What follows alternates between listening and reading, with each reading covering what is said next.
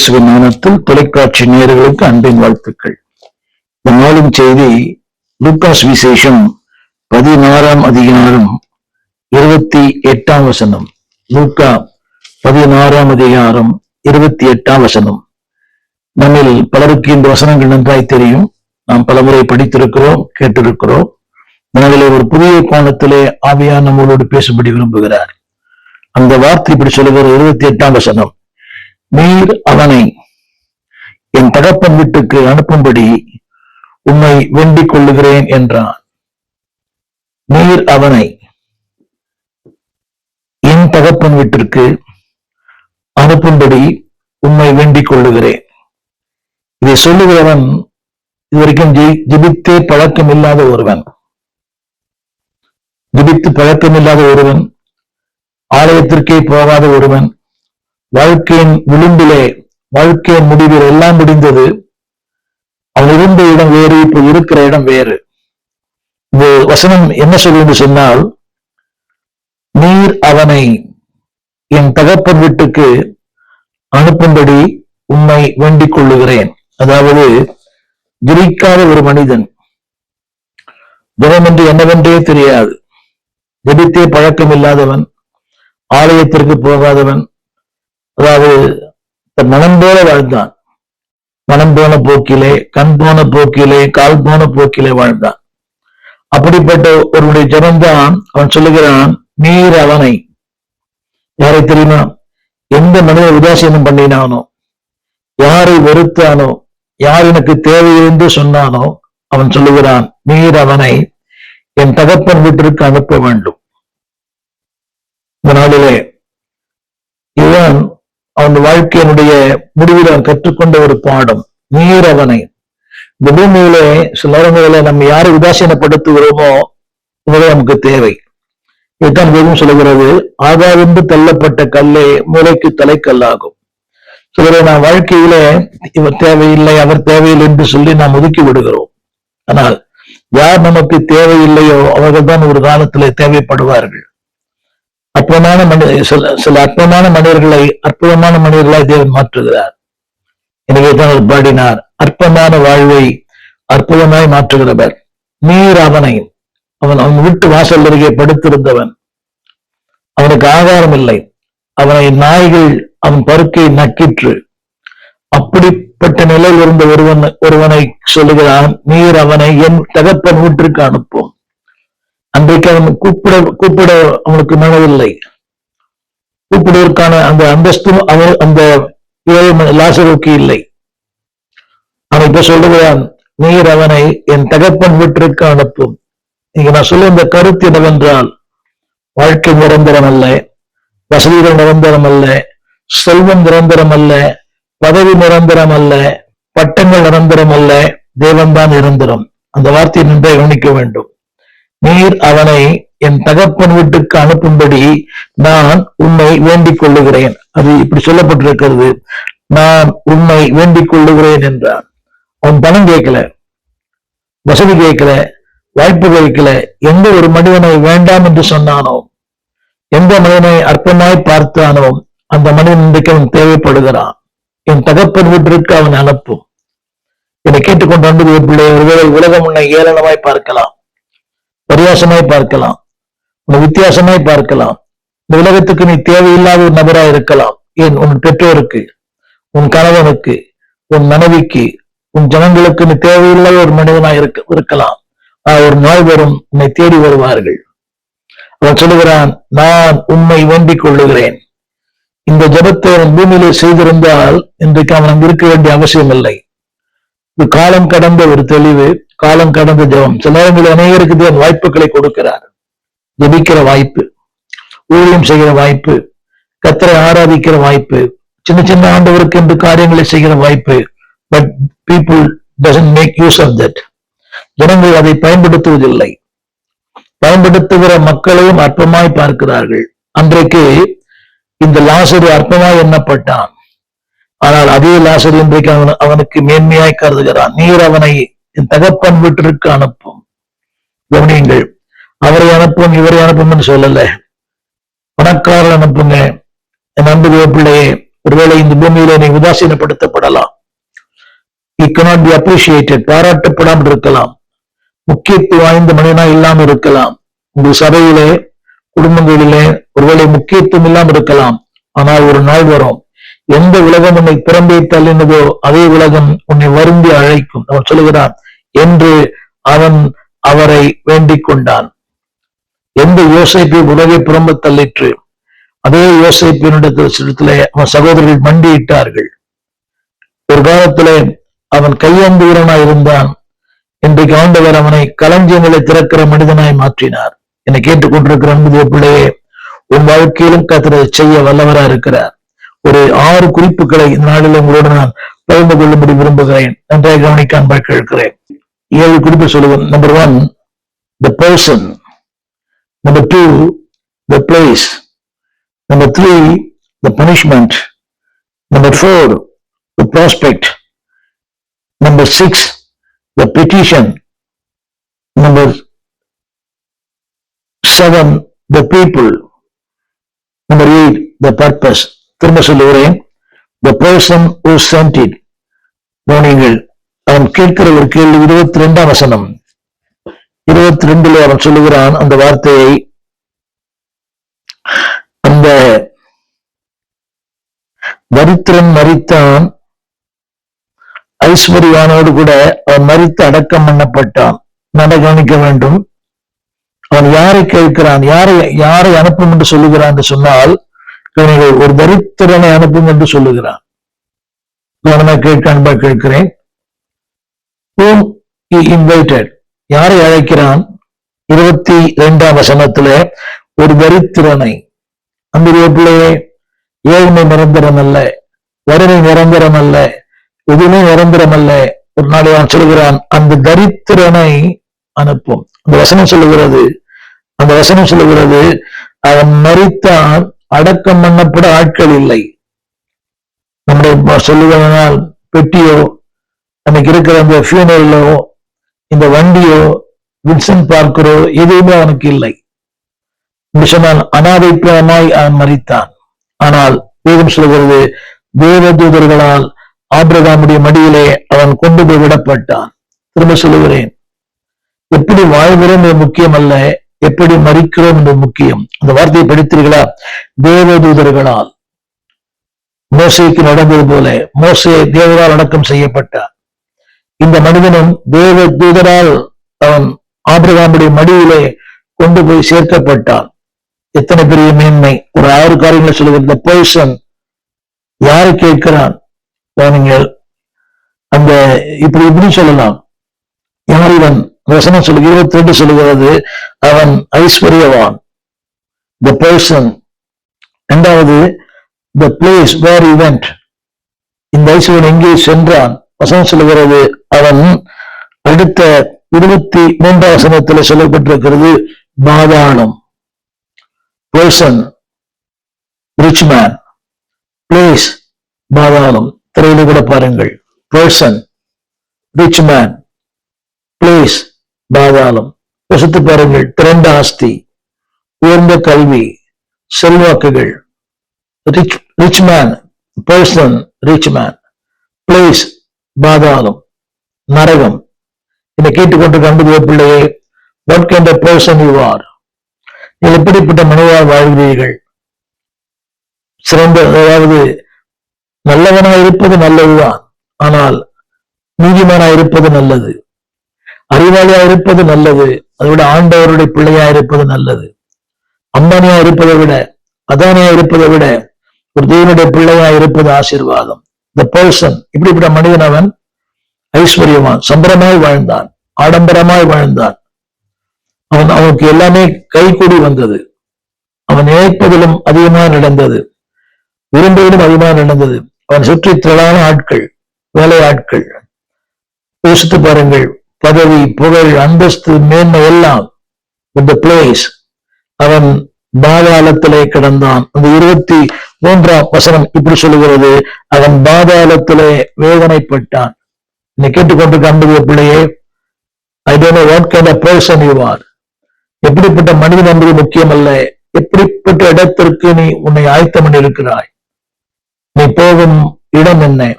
பாதாளத்திலே வேதனைப்படுகிறவனாய்.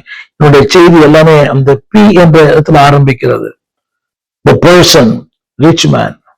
The place, பாதாளம். யோசித்து பாருங்கள். அதில் சொல்லப்பட்டிருக்கிறது வேதனை, கண்ணீர், கலக்கம், துயரம், பாடுகள், சொல்ல முடியாத வார்த்தையில் விவரிக்க முடியாத ஒன்று. நாளிலே ஆண்டு சொல்லுகிற வார்த்தை, என் அன்பு பிள்ளைகளே, மூன்றாவது குறிப்பு the person, இரண்டாவது place, the punishment. 24ஆம் வசனத்திலே அவன் சொல்லுகிறது, அவன் கொடுக்கப்பட்ட தண்டனை என்ன? சொல்லப்பட்ட வார்த்தை, அக்கினி சுவாலையிலே நான் வேதனைப்படுகிறேன். The punishment. மூணாவது person, இரண்டாவது place. வசனப்பட்டிருக்கிறது, அவன் பாதாளத்திலே வேதனைப்படுகிற போது. மூன்றாவது பனிஷ்மெண்ட், அக்கினி சுவாலையில் அவன் வேதனைப்படுகிறேனே என்று அவன் கூப்பிட்டான். அவன் கொடுக்கப்பட்ட அந்த தண்டனை என்று தெரியுமா? ஆங்கிலத்தில் சொல்லப்பட்டிருக்கிறது டோர்மெண்டட். தமிழ்ல மிகுந்த வேதனை. என்னை கேட்டுக்கொண்டு அன்பு பிள்ளையே, what kind of person you are, what kind of place you are living, எப்படிப்பட்ட இடத்தில் இருக்கிறாய், எப்படிப்பட்ட இடத்தை நீ வாஞ்சிக்கிறாய். சபையை வாஞ்சிக்கிற மக்கள் மிக குறைவு. The place where you longing. சொல்வது, ஆகாமே கூடாரங்களில் வாசமா இருப்பதை விட ஆண்டவரின் ஆலயத்தில் இருப்பதனால் தெரிந்து கொள்ளுவேன். What kind of place you are choosing, what kind of place you like. இன்னைக்கு எல்லாருக்குமே அங்க இருக்க வேண்டும், இங்க இருக்க வேண்டும், அப்படி இருக்க வேண்டும், பணம் சம்பாதிக்க வேண்டும், கர்த்தருடைய நாளிலே வேலைக்கு போக வேண்டும், 2-3 மடங்கு சம்பாதிக்க வேண்டும். அன்னைக்குதான் டெய்லி ஆஃபர், ஒன்றை கவனிக்க வேண்டும். அன்னைக்குதான் விடுமுறை நாள். நிறைய பேருக்கு ஆஃபர் உண்டு. எஸ்பெஷலி எலக்ட்ரீஷியன், பிளம்பர், இவங்களுக்கெல்லாம் அன்னைக்கு ரொம்ப வேலை. திருச்சபைக்கு போகிற என் அன்பு சகோதரனே, சகோதரியே, நீங்கள் இந்த எலக்ட்ரிஷியன் வேலை செய்யலாம், பிளம்பர் வேலை செய்யலாம். ஒருவேளை நீங்கள் நல்ல டெக்னீஷியனா இருக்கலாம். கர்த்தருடைய நாளை அசட்டை பண்ணிட்டு நீங்க போகாதீங்க. பிசினஸ் பீப்புளா இருக்கலாம். You will be tormented. பாருங்கள், அவன் விரும்பின இடம் மேலான, மேன்மையான, உயரமான, ஆடம்பரமான, பாருங்கள், எல்லாராலும் புகழப்படுகிற டிக்னிஃபைட் பிளேசஸ், உயர்ந்த இடத்தை விரும்பினான். ஆனா இன்னைக்கு இருக்கிறதோ அவன் தாழ்ந்த இடத்தில் இருக்கிறான். தாழ்ந்த இடத்தை விரும்புங்கள், உயர்ந்த இடத்திலே நீங்கள் கொண்டு போகப்படுவீர்கள். நீங்க சொல்லப்பட்டிருக்கிறது, அவன் சொல்லுங்க, பாதாளத்திலே. அது எப்படி வேணா சொல்லலாம், லிட்டரலி கூட. தொழில் பாதாளம், உங்களுடைய திறமைகள் பாதாளம், உங்களுடைய வேலைகள் பாதாளம், உங்களுடைய பெயர் பாதாளம். ஆங்கிலத்தில் எழுதப்பட்ட வார்த்தை எழுதப்பட்டிருக்கிறது, அனுப்பப்பட்டான். மாத்திரமல்ல, அடுத்த வார்த்தை சொல்லப்பட்டிருக்கிறது, 24ஆம் வசனத்துல அவன் அக்கினி சுவாலையிலே வேதனைப்படுகிறான். பாருங்கள், the place.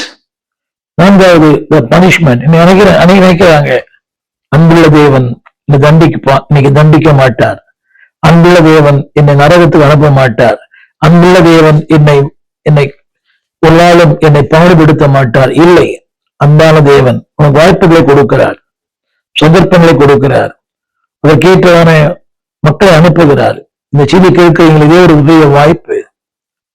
What kind of person you are, what kind of place you are choosing. இப்படிப்பட்ட இடத்தை வாங்கிக்கிறீர்கள். பக்தன் சொன்னான், ஆகாமே கூடாரங்களில் வாசமா இருப்பதை விட ஆண்டவரின் ஆலயத்தில் இருப்பதை தெரிந்து கொள்ளுவேன். இன்றைக்கு பாருங்க, ஐடியில் ஒர்க் பண்ற அநேகர் கர்த்தருடைய நாளில ரிசர்ச், பிக்னிக் கேட்டா போய் சொல்றாங்க, டீம் லீடர் ஒத்துக்கொள்ள மாட்டார், அவர் கோபப்படுவார். இல்லை, நீங்களா இருங்கள், தானியேலை போல நீங்க உறுதியா இருங்க. நான் கர்த்தருடைய நாள், நான் இன்றைக்கு அங்க வரமாட்டேன், நான் நின்று பாருங்களேன், அவரே மனம் மாறுவார். அந்த வைராக்கியம், டோன்ட் காம்ப்ரமைஸ். ஆண்டவரை விட வேலை பெரிதல்ல, இதை ஏற்றுக்கொள்ள மாட்டீங்க. கர்த்தரை கனம் பண்ணி பாருங்க, நீங்கள் கர்த்தரால் கனம் பண்ணப்படுவீர்கள். When you honor God, you will be honored by the Lord. தேவனை கனம் பண்ணுங்கள், கர்த்தர் உங்களை கனம் பண்ணுவார். சமுதாயத்திலே கனம் பண்ணுவார், உலகத்திலே கனம் பண்ணுவார், ஊழியத்திலே கனம் பண்ணுவார், சொந்தங்கள் மத்தியிலே கனம் பண்ணுவார். இங்கே அவன் சொல்லுகிறான், வேதம் சொல்லுகிறது, நானும் வேதனைப்படுகிறேன். The punishment. நான்காவது ஒன்று சொல்ல விரும்புகிறேன், அவனுடைய எதிர்பார்ப்பு. அந்த எதிர்பார்ப்பு என்ன? அவர் சொல்லுவாங்க, எதிர்பார்ப்பு லாசருவின் விரலின் நுனியை என் தண்ணீரில் தோய்த்து என் நாவை குளிர பண்ணும். யோசித்து பாருங்கள், லாசருவின் விரல் பொருட்களால் நிறைந்தது, புண்களால் நிறைந்தது, சுத்தம் இல்லாத, சுகாதாரம் இல்லாத. இவர் சொல்லுகிறான், எந்த மனிதன் தேவையில்லையோ அந்த மனிதன் தேவைப்படுகிறான். அவன் விரலின் நுனியை என் நாவிலே குளிர பண்ணும்படி அவனை அனுப்ப வேண்டும். இங்கு சொல்லப்பட்டிருக்கிறது, கூப்பிட்டான். அந்த 28ஆம் வசனத்துல வேண்டிக் கொண்டான். இன்றைக்கு நீங்க ஆகாதவனாய் நீங்கள் தள்ளப்பட்டாலும் ஒரு நாளிலே இந்த உலகங்களை தேடி வரும். ஏன் சொல்வது, உங்களை நோக்கி கையெடுப்பார்கள். யோபு புஸ்தகம் 12ஆம் அதிகாரம் 22ஆம் அதிகாரம் எழுதப்பட்டிருக்கிறது. அநேகர் உங்களை நோக்கி கையெடுப்பார்கள். நம்பினார் ஆமீன் சொல்லுங்க.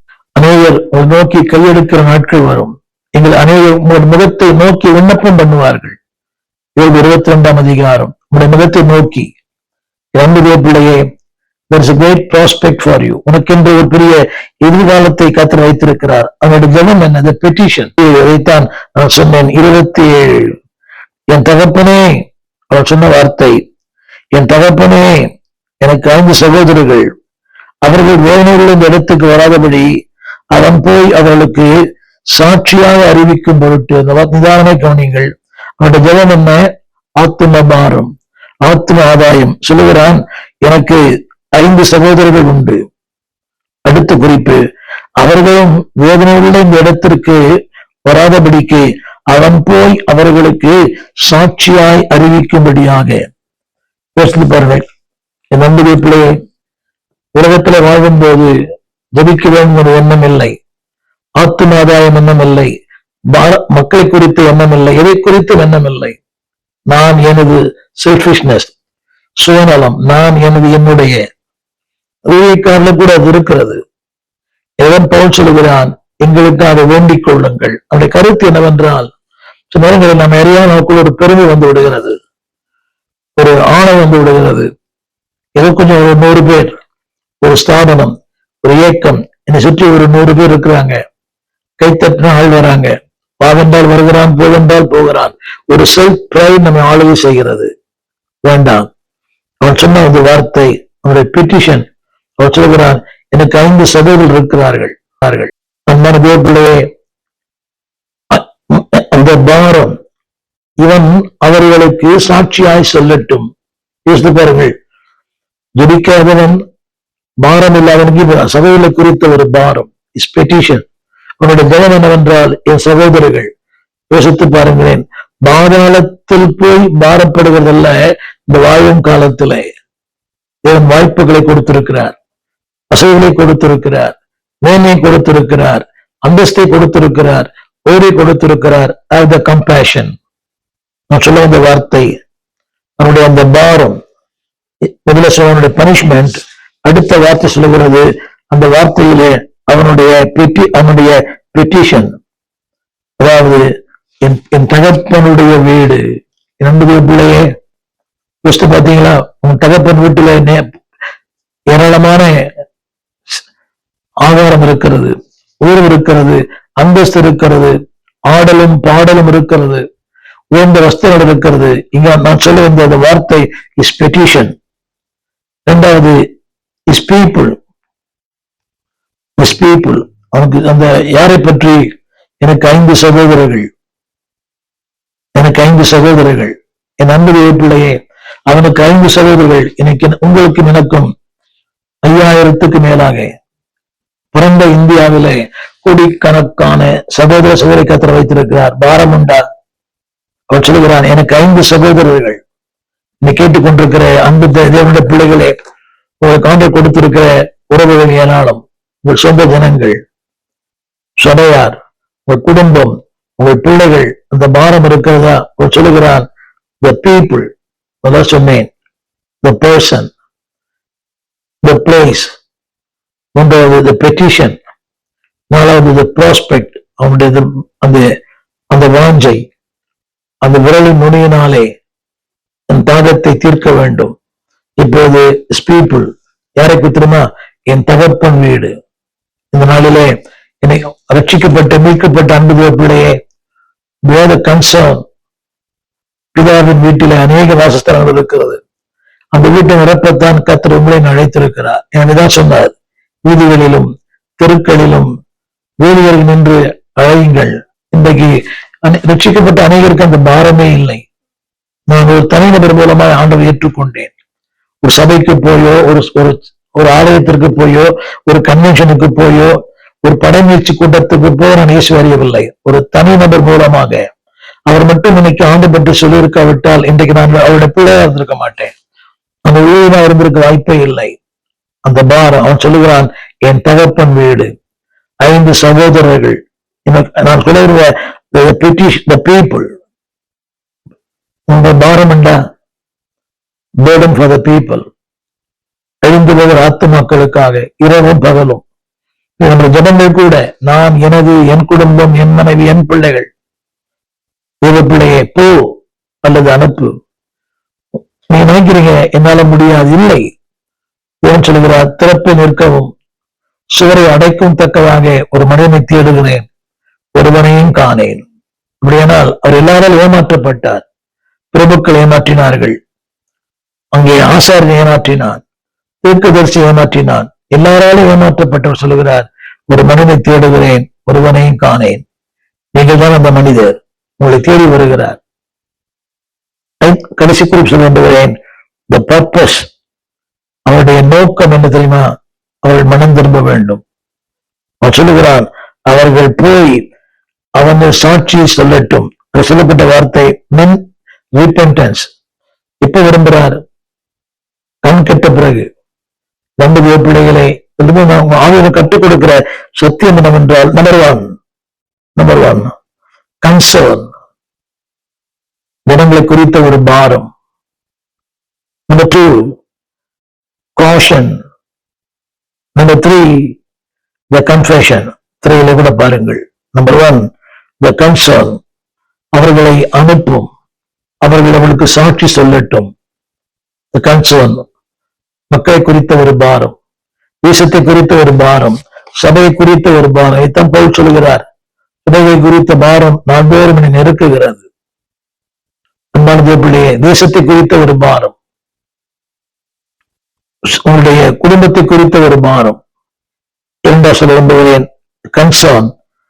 இரண்டாவது the caution, அவர்கள் இந்த வேதனைக்குள்ளே வராதபடி ஒரு எச்சரிப்பு, காஷன். மூன்றாவது the confession, சொல்லப்பட்டவர்கள் அவர்கள் மனம் திரும்பட்டும். 6வது வசனம் 28ஆம் வசனம், அவர்களை அவனை என் தகப்பன் வீட்டுக்கு அனுப்ப. 3 காரியங்கள் சொல்லுகிறேன், is concern, is caution, is confession. நான் வேதனைப்படுகிறேன், ஆனால் அவள் வேதனைப்படக்கூடாது. அந்த ஐஸ்வர்யானுக்கு காலம் கடந்த ஒரு தெளிவு. என்னை கேட்டுக்கொண்டு அன்புடைய பிள்ளையே, what kind of person you are, what kind of place you are living, what kind of petition you are praying. உன்னுடைய வேகம் என்ன, உன்னுடைய விருப்பம் என்ன, what is your prospect, உன் எதிர்பார்ப்பு என்ன? அவன் சொல்லுகிறான், என் சகோதரர்களின் மீது வேதனைப்படாதபடி. the purpose, அவனுடைய நோக்கம் எல்லாம் என் ஜனங்கள், என் நம்புகிற பிள்ளையே. இன்னொரு கோணத்தோடு பேசுறது, பர்பஸ் ஆஃப் யுவர் லிவிங், உங்க வாழ்க்கையின் நோக்கம் என்ன, யாருக்காக வாழறீங்க? அவன் சொன்னான், அவர்கள் இங்கே வராதபடி அவனை அங்கே அனுப்பும். திரும்ப சொல்ல விரும்புகிறேன், அவனை அங்கே என் தகப்பன் வீட்டுக்கு அனுப்பும். இதை கேட்டுக்கொண்டு வந்தது பிள்ளையே, ஆண்டவருக்கு நீ தேவை.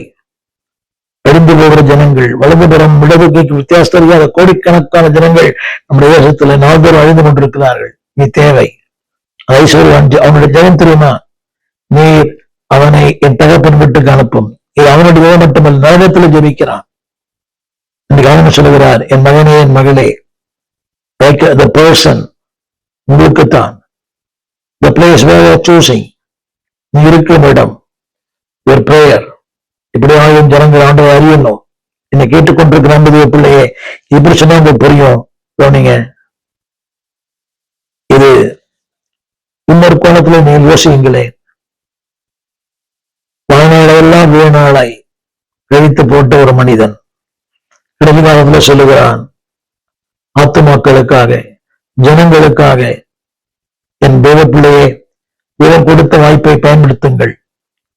50 ஆத்துமாக்களுக்காக கரங்களை உயர்த்துங்கள், கதருங்கள், உங்க என்ன முடிவை செய்யுங்கள். சொல்லுகிறேன், what kind of person you are, what kind of place you are living, what is the petition you are praying, what is the purpose you are living. நீ வாழ்ந்த வாழ்க்கை நோக்கம் என்ன? ஒரே ஒரு காரியங்கள், 3 காரியங்கள் சொன்னேன். your concern, your caution, your confession. எனவே அறிக்கை செய்வோம். 50 ஆத்துமாக்களை அக்கின் தூக்கி விடுகிற மிகப்பெரிய தேவ மனிதர்களாய் நீங்கள் மாற உங்களுக்காக ஜெபிக்கிறேன். ஜெபிப்போம். வானத்தையும் பூமியும் படைத்த நல்ல ஆண்டவரே, இந்த அருமையான வேலைக்காக நன்றியோடு துதைக்கிறோம். ஆண்டவரே, 50 ஆத்துமாக்களுக்காக ஓடி ஓடி உழைக்க உதவி செய்யும். இந்த பர்சன் சுந்தரமாய் வாழ்ந்தான், ஆடம்பரமாய் வாழ்ந்தான். The place இன்றைக்கு பாதாளத்திலே அவனுடைய ஜெபம் அவனை என் தகப்பன் வீட்டிற்கு அனுப்பும். அவனுடைய பர்பஸ் இங்கே யாரும் வந்து விடக்கூடாது. அந்த பாரத்தை எங்களுக்கு தாங்கப்பா. வாழ்வு தந்தீர், வசதி தந்தீர், மேன்மை தந்தீர், உயர்வு தந்தீர், கிருபைகளை தந்தீர், வரங்களை தந்தீர். அதையெல்லாம் ஆண்டவருக்கு என்று பயன்படுத்த the purpose of our lives, the petition of our lives, எங்கள் வாழ்க்கையின் நோக்கம், எங்கள் ஜனங்கள் எல்லாம் எழுந்து போகிற ஜனங்களுக்காக ஆண்டவரே கரங்களை உயர்த்துகிறோம் ஐயா. ஆண்டவரே, the concern, the caution, the confession அறிக்கை செய்கிறோம்.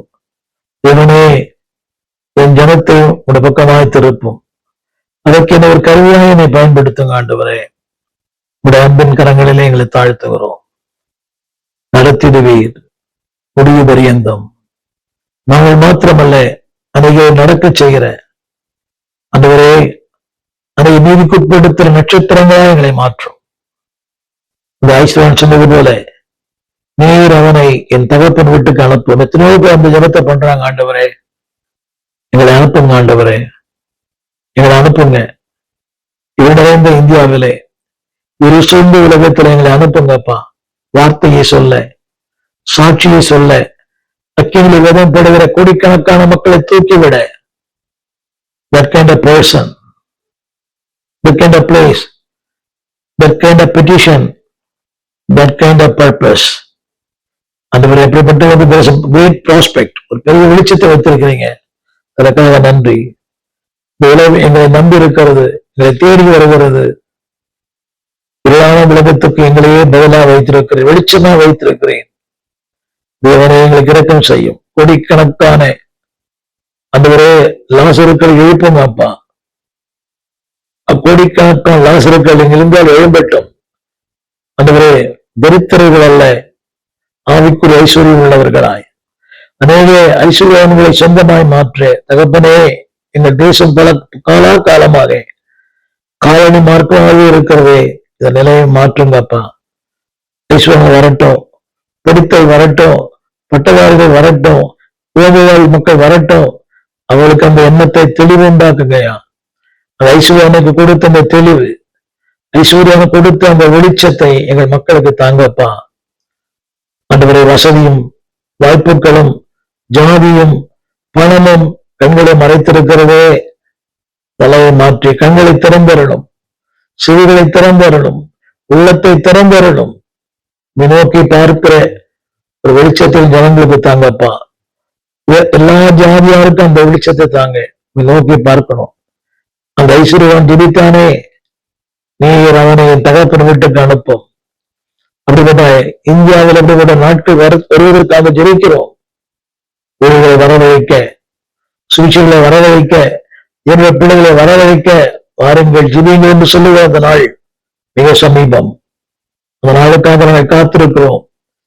பக்தன் எம்எல் ஜெபசிங் ஐயா பாடுவது போல பரலோகத்தை இந்தியர்கள் நிரப்ப வேண்டும் ஐயா. இந்தியாவின் தெருக்களில் இயேசுவின் நாமம் முழங்க வேண்டுமே.